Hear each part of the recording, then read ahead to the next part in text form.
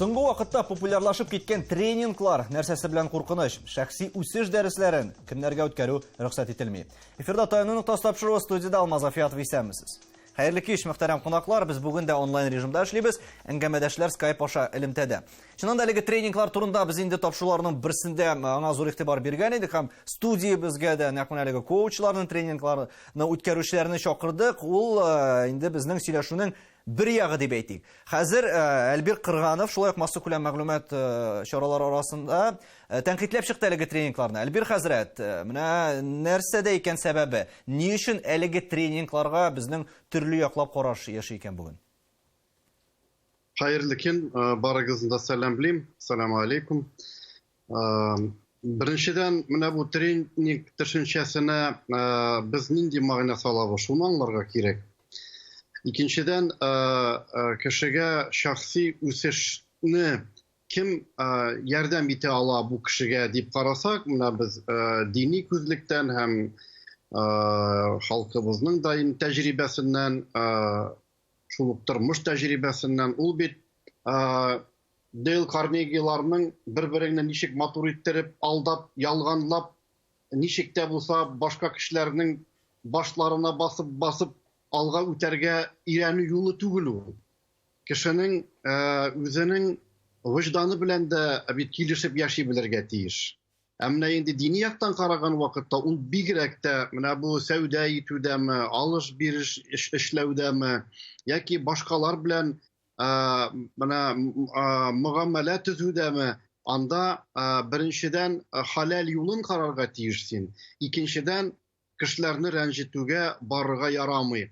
Менә шуның өчен безгә төрле шәһәрләребездә, үзебезгә дә тренингларда катнашкан кешеләр дә килеп, менә без анда ниндидер менә әкияттәге сыман үзгәрешләр булып китәр дип ышанган идек, ләкин безнең көтеп алган нәрсәләребез булмады дип мөрәҗәгать итәләр. Без аларга нәрсә тәкъдим итәбез? Әгәр дә сез дөрестән дә бәхет эзләсәгез, ул вакытта dini bilimge ihtibar itiniz diye әйтәбез. Чөнки Kur'an-ı Kerim'de, Peygamberimizin hadislerinde de бик күп мәгълүмат ничек иттереп дөрес юлны табу турында Алла Субханаһу ва Тааля безгә беренчедән юлын күрсәткән.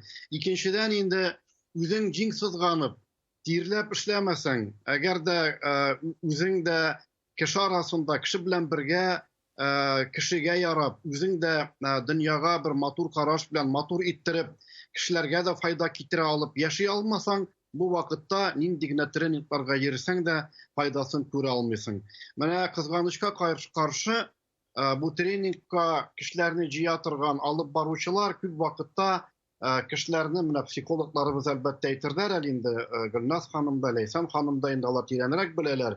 Общий кешеләрне утыртып, менә кызыктырып, матур сөйләп, менә сезнең иртәгә бөтен нәрсәгез ачылып китә була, иртәгә сезнең тормышыгызда кояш чыга, көтеп кенә торыгыз дип ышандырып җибәрәләр. Ул бит алай булмый бит, дөнья бит башка ул. Менә шуның өчен иң зур кешегә ярдәм итү, кешенең дөреслеккә күзен ачу, анарга никадәр бәлки әле ул күңеленә бик ышанмый торган булса да, аның хаталарын күрсәтеп бирергә кирәк. Анарга үзенең өстендә эшләүне күрсәтеп бирергә кирәк. Менә шушы күзлектән караган вакытта без менә бу тренингларга карашыбыз бераз тискәре һәм менә сез бик матур дөрес сүз әйттегез.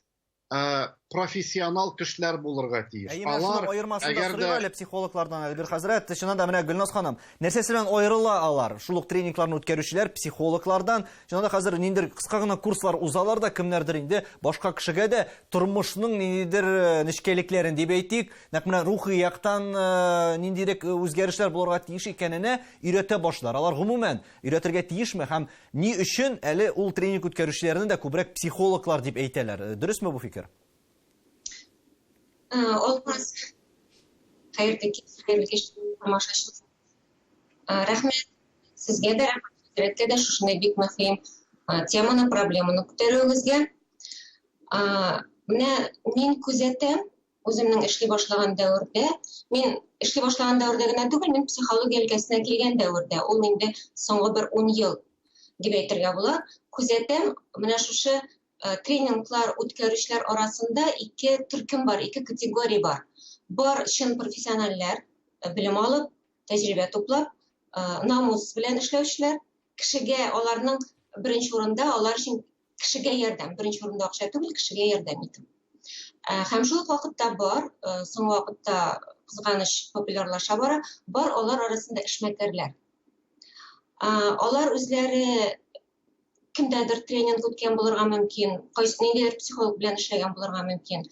Алар нәрсәдер укыган булырга мөмкин, әйме? Алар аңлап алганнар менә шушы өлкәнең хәзер психолог хезмәтенең, коуч хезмәтенең хәзер көннән-көн ихтыяҗ артуын.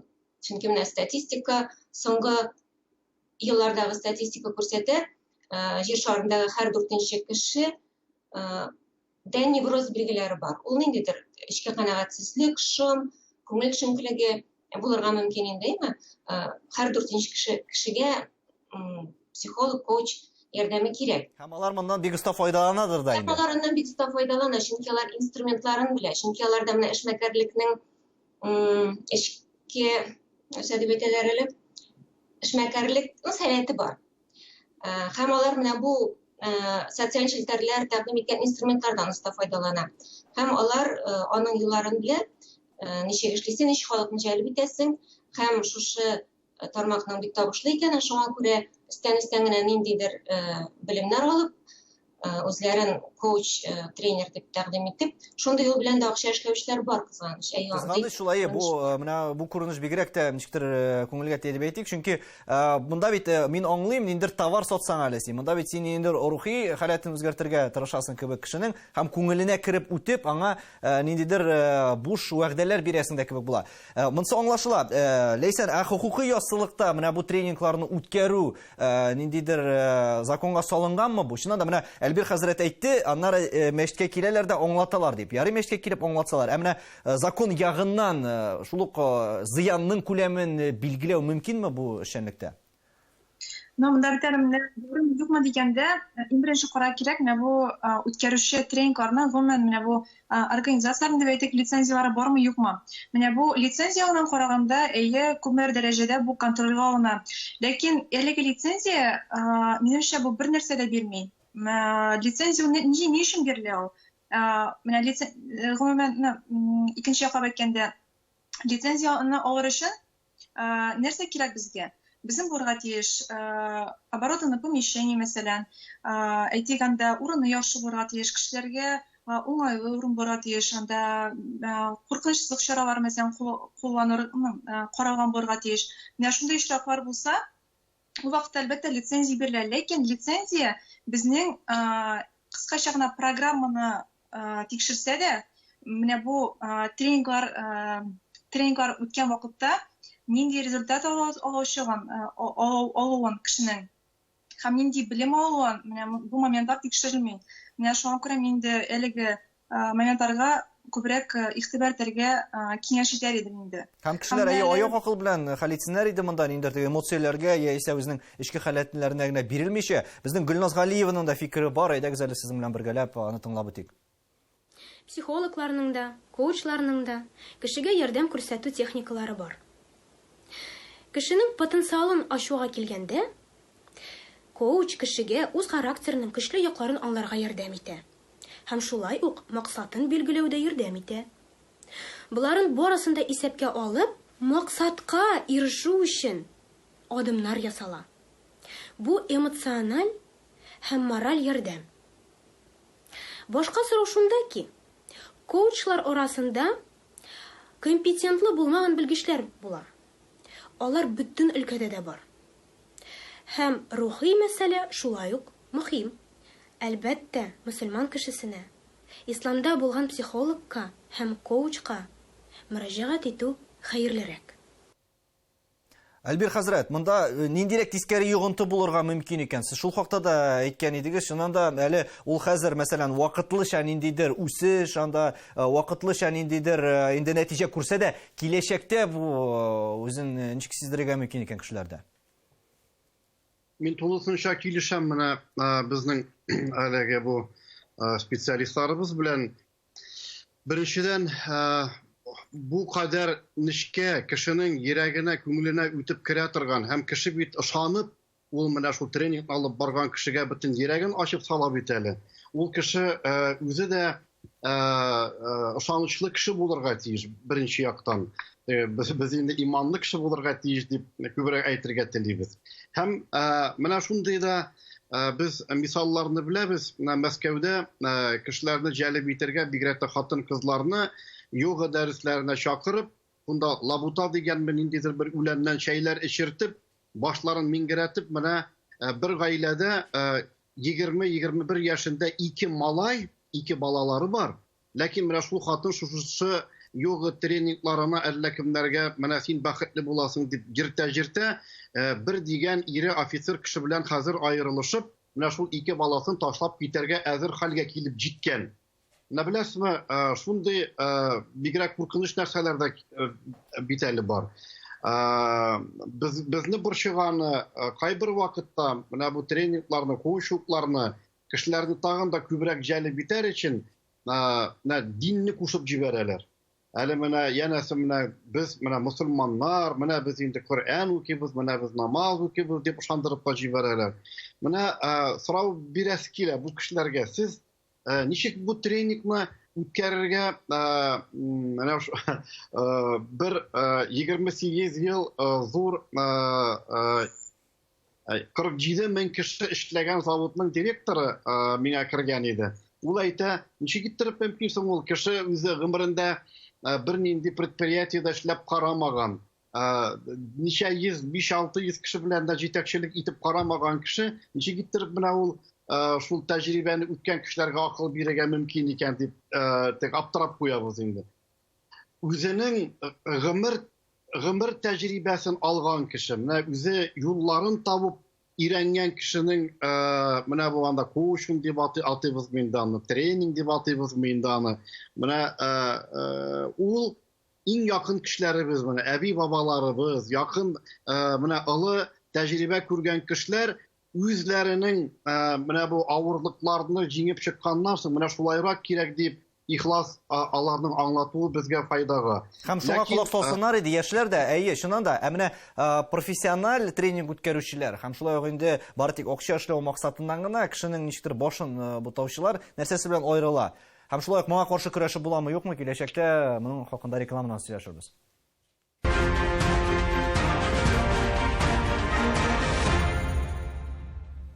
Татарстан Яңа Гасыр телеканалында Таяну ноктасы тапшыруы тренинглар турында сөйләшәбез. Шуннан да бүген инде популярлык казанды ул. Гөлназ ханым, нәрсәсе белән инде сез әйттегез монда сәбәпләре нәрсәдә икәнен, нәрсәсе белән кешеләрне җәлеп итә дип. Һәр кешедә дә инде бар проблемалар бар. Һәм әкияткә ышану булып чыга түгелме соң бу? Тиз арада анда берничә курс, тренинг узып кына кеше үзенең тормышын яхшырта алам дигән ниндидер фикергә килә кебек тоела. Менә кешеләр нәрсәгә ышана моңа? Һәм моның белән алга таба ничектер барыбер моңа йогынты ясап, моны хәл итү буенча эшләп буламы икән ул?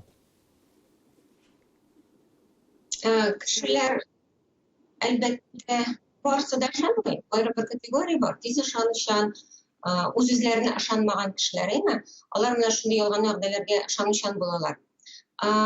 Менә чын булмаган манипуляция юлы белән, ялган юл белән кешеләрне җәлеп итеп, аларга нәрсәләр ышандырып, якты киләчәк бәхет ышандырып, җәлеп итеп тренинглар үткәреп акча эшләүчеләрне аерыр өчен менә берничә төп моментны белергә кирәк. Алар әгәр дә беренчедән аңлаталар икән, менә тиз арада, беренче билгесе тиз арада, менә минем тренингны үтәсең дә инде нәтиҗә аласың. Менә бу инструментны өйрәнсәң, менә бу инструментны мин уйлап тапкан, мин тәкъдим иткән. Шуннан соң синең башыңа акча ишелеп төшә. Образны әйткәндә инде, шундый вәгъдәләр булса. Аннан соң беренче юлы тиз нәтиҗә алу, берничә ай эчендә, берничә көн эчендә, берничә атна эчендә, менә шуңа игътибар итәргә кирәк. Шундый намуссыз тренинглар үткәрүчеләр тозагына килеп капмас өчен. Икенчедән, игътибар итәргә кирәк кешенең бары мин генә дип әйткәненә, бары мин генә булыша алам. Минем тренинг кына иң яхшысы, минем инструмент кына иң яхшысы. Менә чөнки бу да ялган, чөнки бер генә кеше була алмый. Ул үзен инде ничектер мин генә дип, бәлки Аллаһ Тәгалә урынына да куя дип уйларга мөмкин, чөнки мин генә иң яхшысы дип әйтүче дөреслеккә туры килми бу мәгълүмат, чөнки чыннан да чын намуслы һөнәри коучлар, психологлар арасында күп алар кешегә ярдәм итә белә торган. Шуңа күрә менә мондый вәгъдәләргә карата бик сак булырга кирәк. Һәм тагын бер төп аермасы, чын профессионал беркайчан да әйтми, мин сине коткарам, мин сине менә бу бәладән тартып чыгарам, мин сиңа өйрәтәм.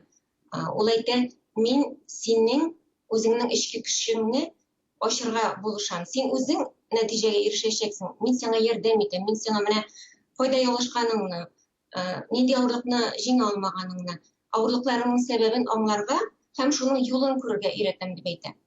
Ялган тренингларда менә минем тренинг, минем инструмент, мин муҗиза ясый дигән кебегрәк тәкъдим итәләр. Менә шуңа күрә башлый торган тренинглар үткәрүчеләргә әле мастер-класслар үткәрдегез хәзер, нәрсә дип әйтергә кирәк һәм ничек кешене ышандырырга кирәк икән дип. Монда күпләр бит әле нәкъ менә акча тузагына эләгеп тә мондый хәлләргә төшә. Шул ук финанс, инде безнең күп төрле пирамидалар узып китте хәзер. Монда да бит инде шул тренингларның әһәмияте зур иде. Ләйсән, менә чыннан да ни өчен финанс грамоталык аксый кешеләрдә һәм ни өчен алар шулай ук тиз арада баюга ышана икән монда? Менә шушы алдаучыларның дип әйтик һәм бик намуслы булмаган кешеләрнең тузагына эләгә икән. Нәрсәгә бәйле бу? Бу безнең менә бу әйткән эшәнде финанс грамоталык түбән булудан. Чөнки моны безнең балачактан ук өйрәтмәгәнгә дип тә уйлыйм. Безнең мәктәпләрдә дә элек бирелмидер. Әле менә хәзер генә ул безнең мәктәпкә университетта бирелә башлады. Моның өчен гомумән кешеләрнең менә безнең элекке зуракларда кешеләрнең дип әйтгәндә кешеләргә менә бу финанс грамоталык белемне бирмәүдән дә дип уйлыйм. Күп кешеләр аңламый гомумән финанс грамоталыгының төп азгыларын дип әйтеп белми. Шуңа күрә акча белән дөрес эш итә алмауга китерә дип әйтәсе килә инде. Һәм менә бу кешенең аңлап бетермәве, ничек эшләве, гомумән менә бу әле менә өстәп әйтәсем килә. Менә бу тренинглар бит инде үтә безнең. Кайберләре аның официаль рәвештә эшли. Кайберләре әйтик, мәсәлән, лицензиялап, яисә лицензиясыз эшли. Менә кеше бит хәтта менә шуны да тикшерергә иренә дип тә әйтсәң артык булмас. Кеше аны тикшерә дә белми, һәм тикшерәсе килми дә. Ул менә шул кеше артыннан бара. Ул кешегә ышана икән. Ул димәк шундый намуслы кеше сыман тоела. Һәм аның артыннан бара. Инде әгәр дә ул менә бу тренинг үткәрүчене тикшерә башлыйса икән, аның булмаса мөмкин лицензиясе булмый. Әле баксаң әле аның менә бу предпринимательство, менә бу инде официаль рәвештә дә эшләмәскә мөмкин. Налогларын түләми. Аны чынлап та тикшереп казына башласаң, ул тренерларның нихәтле законны бузуларына шаккатырга да Аларны җаваплылыкка тартып буламы? Җаваплылыкка тартып була, әгәр дә дәлил аласы икән, менә бу тренинглар результатында менә бу кешегә инде зыян килсә, сәламәтлегенә, яисә аны мәсәлән, хәзерге вакытта бик күп ситуациялар булырга мөмкин, кешене хәтта үзен үлемгә китерү дигән ситуациялар да булырга мөмкин. Әгәр дә моны дәлилләп була икән, әлбәттә аны Уголовный кодекс буенча аны җәлеп итәргә мөмкин. Һәм әле шундый да бар, менә бу тренингларда безнең бик күп таралган. Безнең ничек эшләү тренинглар? Башта сез тренингка киләсез, сезне башта түбәнгә төшерә дип әйтергә булмый. Сез шундый надан дип яисә, сез моны белмисез, сез начар, сезнең этик хөрмәгез начар. Аны кешене төшереп бирә. Һәм инде шуннан соң аңа тәкъдим итәр инде булса тренинг. Ләкин сез менә безнең тренингны үтсәгез, бай буласыз, сәламәт буласыз һәм инде уңышка ирешә аласыз дигән дигез белән тартып итә дип инде үзләренә тарталар.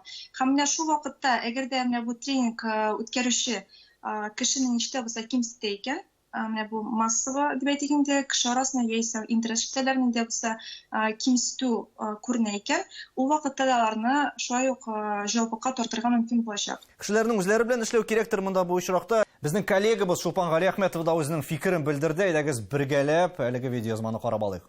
Әгәр дә кеше кемгәдер ышана икән, нәрсәне кемнеңдер сүзеннән рухлана икән һәм шушы вебинарларга баргач, тормышының ничек алып барырга кирәклеген күзаллый икән киләчәктә, нигә әле буларга шик куярга, нигә рөхсәт итмәскә?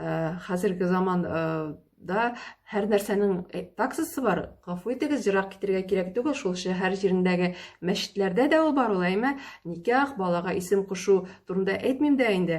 Хәтта кешене соңгы юлга озатуны буенча хезмәтләрнең дә үз таксасы бар, хезмәт дип әйтәм инде, саваплы эш булуына карамастан, саваплы эш бу дип саналуга карамастан. Бу реаль тормыш, реаль чынбарлык, бу акча эшләү. Әгәр дә инде коуч, билемле коуч кешеләрне бәхетле итәргә тели икән һәм ниндидер рецептлар бирә икән, нигә уларны бушка эшләргә тиеш? Һич аңламыйм. Менә шундыйрак фикерләр дә килеп ирешә. Әлбир хәзрәт, сезнең бер фикерегез исемдә калды. Чыннан әби бабайлар белән сөйләшү дигән, алар белән аралашу, аларның фикеренә колак салу дигән. Бүген бу күренеш безнең дөрестән дә кимеде бит ул. Күпләр гаджетларда утыра инде, бигрәк тә яшьләр әби бабалары белән аралашмый. Бәлки проблеманың нигезе дә шундадыр. Монда ничектер теге җаваплылыкка тарту алдыннан без халык белән ниндидер аңлату эшләре, нәкъ менә халыкның бу тузакка эләкмәвендә үзләренең дә ниндидер гаебе бар кебек тоела, түгелме? Проблеманың тамыры тагын бер нәрсә, Алмаз әфәнде, минемчә. Менә бүген безнең телевидениеда яшьләребез нинди генә фильмнарны карамасалар, җиңеллек белән генә бәхет табу, җиңел тормыш яшәүне күрсәтәләр. Һәм шуңа күрә ничектер менә хәзерге буын кешеләре бөтен дөньяда да инде бездә дә шуңа ярып баралар. Алар җиңелрәк юлны эзләргә маташа. Шуның өчен сез инде бик консерватив мөфти икән, Әлбир хәзрәт, дип уйламагыз. Шулай булса да, менә бу тренингларны үткәргән кешеләр, әгәр дә алар аерым менә рекламный роликлар ясап, дөрестән дә үзләрен менә без генә сезгә юлны күрсәтәбез, безгә генә килегез дип, билетлар сатып, җыештырып эшләсә, бу барыбер бер нигә эшмәкәрлеккә әйләнеп китә инде ул.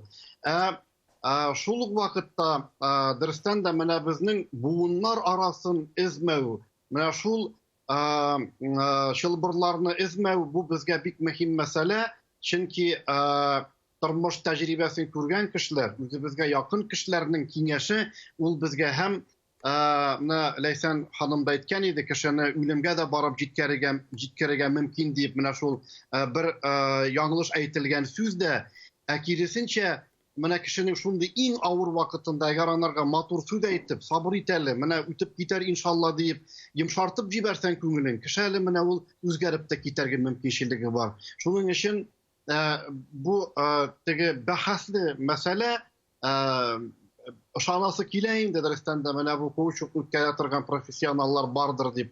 Ләкин мин яшьләребезгә җиңел юлны эзләмәскә һәм бик үзләрен алдамаска, алдатмаска тәкъдим итәр идем. Шуның турында уйлансыннар иде, дөрестән дә нәтиҗә ясап әйтсәк, Гөлназ ханым, менә бу тренингларның рухи һәм әхлакый, психологик зыянын билгеләүдә нәрсә таяныктасы булып тора? Беләсезме, мин бер өстәмә генә мөмкин булса әйтим әле, хәзрәтнең фикерләре белән бер яктан килешәм. Менә бу әби бабай дигән, коучингларга гына ышанмагыз, әби бабайлар киңәшен, тормыш тәҗрибәсен күргән кеше. Бик әйбәт киңәш.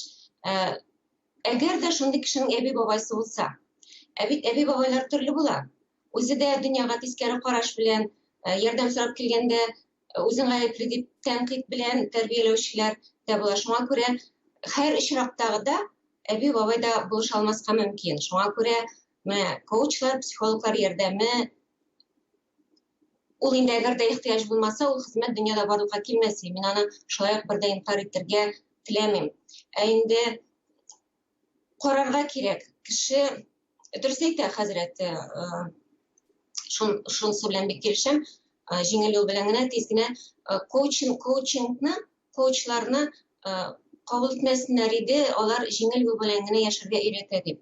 Ул бер дә җиңел юл түгел, ул кешенең үз-үзен үзгәртүе, ичке дөньясын үзгәртүе, дөньяга позитив караш тәрбияләү. Менә безнең мөселман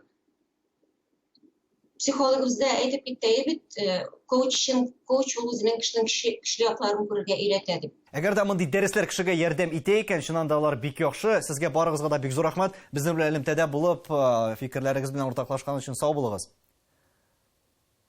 Дөрестән дә тренинглар ярдәм итсә, бу бик матур күренеш, ләкин акча артыннан куып, әлеге кешеләр рухи җаваплылык турында онытмасыннар дигән теләктә саубуллашабыз. Исәнлектә күрешергә язсын.